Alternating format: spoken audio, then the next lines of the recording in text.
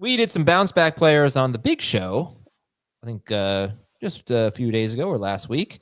And now we'll do it on FFT Express as Dave Richard is here. I'm going to stay at totally normal today. FFT Express. All right. Hey, Dave. I kind of wish you were going to whisper it because then I was going to yell Express. No, I'm never doing that again. And make sure that no one actually hears the whisper of Express. No, you've embarrassed me. All right. So who do you got as a bounce back?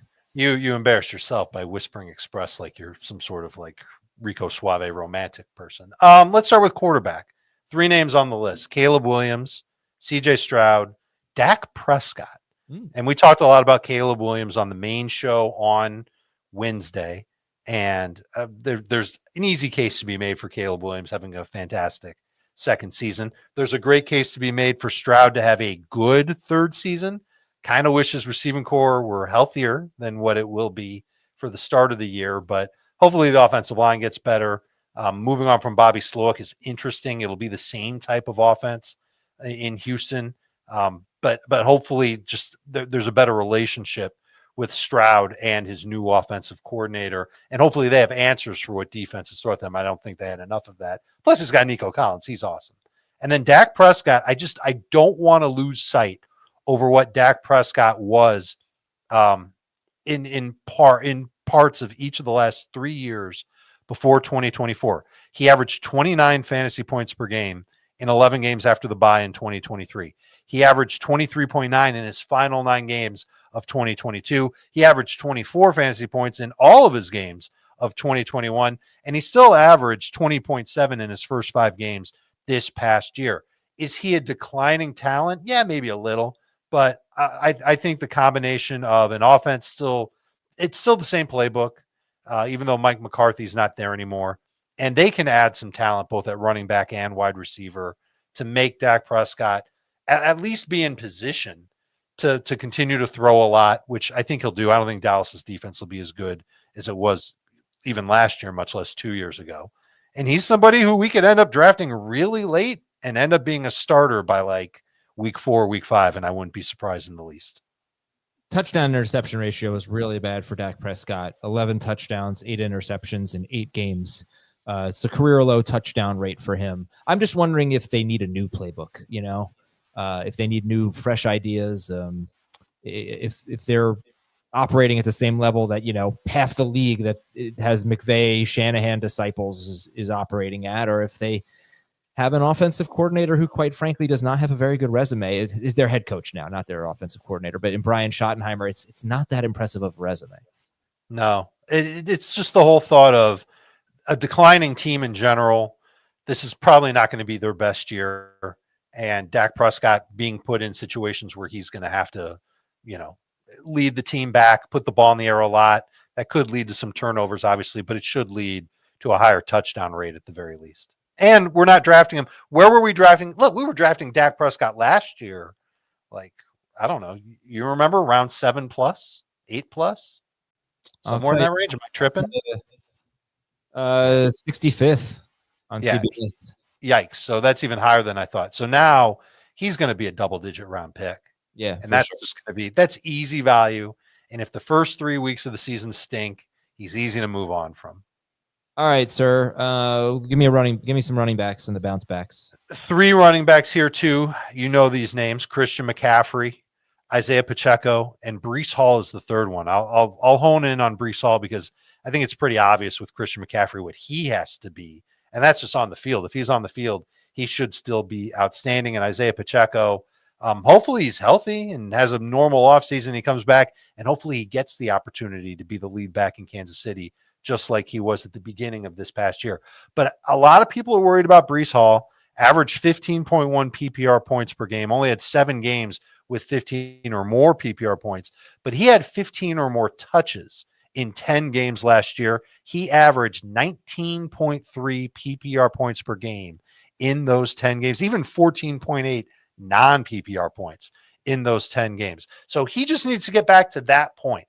And I'm not sure exactly what this offense will look like. Clearly, there's a quarterback question that has to be answered. But Breece Hall should be in position to be the lead running back in New York. He'll get some catches. He should get around 15 touches per game every single week. And we know what his upside is. We saw it for parts of 2022, certainly in parts of 2023. And then last year, obviously, these games where he got a lot of work, he got a lot of fantasy points. Hopefully that happens every week. Okay, we're going to take a break here and give you some more bounce backs after this on FFT. Welcome back, everybody.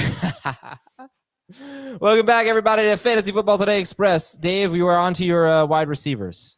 So Garrett Wilson, I'm calling a bounce back candidate. I still think, especially if Devontae Adams isn't there, he could go back to being like a top 15-ish type of fantasy wide receiver. He certainly wasn't that good this past year. He averaged below 15 PPR points per game. We were hoping for better than that, but still a very, very talented wide receiver. Should be the number one guy in New York. Chris Olave, we talked about him on the main show. We will not get into him now. Two wide receivers, veterans that fantasy managers know. DJ Moore and Calvin Ridley. I think there's a chance that we could squeeze out one more really good year from Calvin Ridley. Looked into this as the first thing I did on Wednesday morning. He had 120 targets last year in Tennessee. 32 of them, this is almost 30% of his targets, were uncatchable. So just imagine if he gets an upgrade at quarterback and he stays healthy for the full season, Calvin Ridley can end up being a pretty good draft day bargain. And DJ Moore could fall into the Amon-Ra St. Brown role in Chicago. Now that Ben Johnson's there, Caleb Williams gets the opportunity to be refined a little bit more. I love that connection, especially if the Bears let Keenan Allen walk and don't really do a lot to replace him in the offense. That it's DJ Moore, it's Rome Odunze. The targets are funneled to them, similarly to how the targets were funneled to Amon-Ra St. Brown and Jamison Williams toward the end of the season in Detroit. That would be awesome for DJ Moore. And he could certainly bounce back from 14 PPR points per game last year. The year before that, 2023, 19 PPR points per game in 13 games with Justin Fields. And Caleb will be somebody who's better throwing the ball. I think we can all agree to that now compared to Justin Fields was in 2023. I mean, DJ Moore is one of the most frustrating, flabbergasting players in fantasy. If you just look at his yards in the last 4 seasons, he's played 17 games, 4 seasons in a row. 1,157, 888, 1,364, 966. That's 2 of the last 3 years. He hasn't even reached 1,000 yards in 17 games. That's incredible. That's insane. And then sandwiched in between that, you have this unbelievable year with Justin Fields. And remember how bad he was with Tyson Bagent for 5 or 6 games. He was amazing. His numbers were skewed downward by the Bagent games. With Justin Fields, he was super elite. Anyway, you got any tight ends? I've got 3 of them. They're names that we talked about. Well, one of them we talked about on the main show. That was Dalton Kincaid. You can hold out hope that he could see a target uptick next year. Jake Ferguson, if he stays with the Cowboys, and I think he will. Certainly that's somebody who entering a contract year can go back to being over 10 PPR points per game like he was in 2023, particularly with Dak Prescott back. That should be a connection that works for them. And Evan Ingram, 9.9 PPR points per game this past year, way down from 13.6 the year before. And even when he wasn't like the only target in that Jacksonville offense 2 seasons ago, he was getting over 11 PPR points per game. He might not be a Jaguar either because he's carrying such a high cap number. They could let him go. He could go to a new team. Just imagine him replacing Mike Gesicki in Cincinnati, and the Bengals don't do anything to replace T. Higgins. Well, now everybody's going to want to draft Evan Ingram because they'll expect him to be in that 11 to 12 PPR point per game range. Certainly good volume. I could see myself getting moderately excited over Evan Ingram as one of the back end of the top 12 tight ends that we draft in fantasy this year, even though he'll be 31 years old. Yeah, I hate tight ends, but I appreciate you trying to get mildly excited about tight ends. That's about all we can ask for. The situation has to work out for all of them. Not everybody can be, on the target diet of Brock Bowers and Trey McBride and George Kittle. Yeah.